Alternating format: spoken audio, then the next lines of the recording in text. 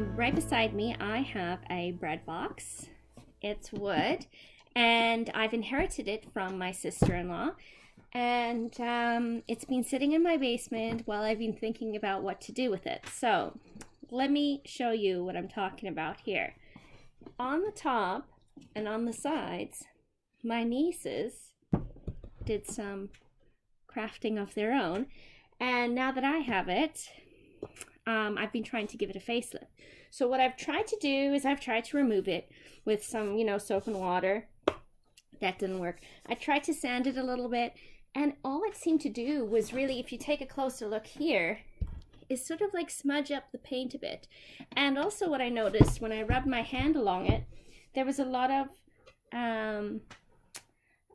sort of pen grooves from using a pen or a pencil.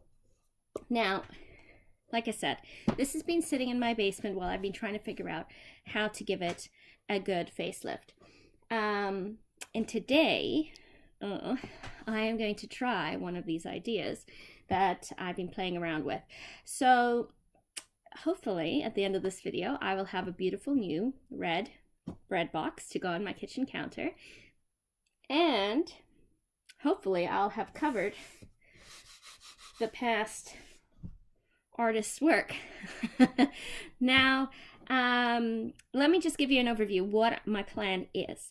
So I am going to just be taking regular acrylic crafter's paint, red, because that's my color of my kitchen, as the accent, and I'm going to be adding to it some baby powder to make it an additive. So they sell additives in the store, obviously, to mix with paint to thicken it up.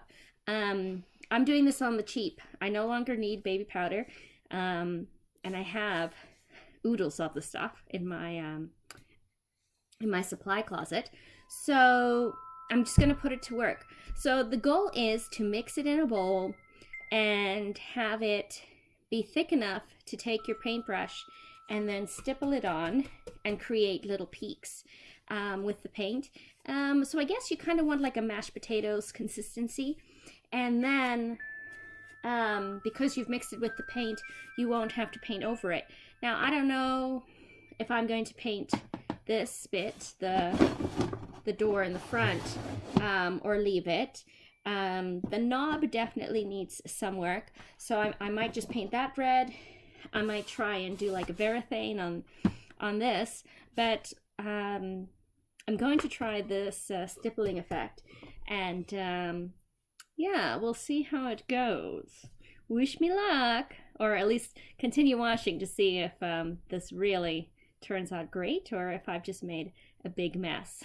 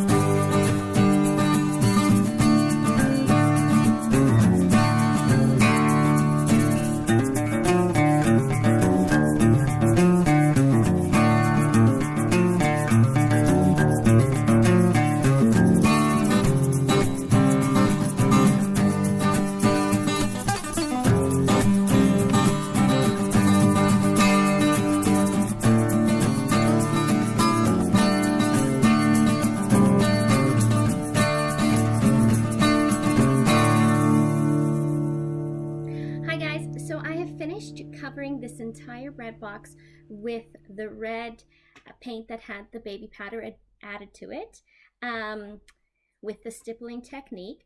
It is very addictive, and so you go doot, doot, doot, doot, doot, doot, and then you go again doot, doot, doot, doot, doot, doot, and you flatten your previous peaks, so then you have to put more paint on and go again. So it took me a little bit of time because, well, I couldn't stop stamping it. But on the sides, I did actually have to wait for them to dry a little bit and then go and add some more because the previous colors were coming through the red. Now, you probably saw there was a little oops on the front door. I did get some red paint on there.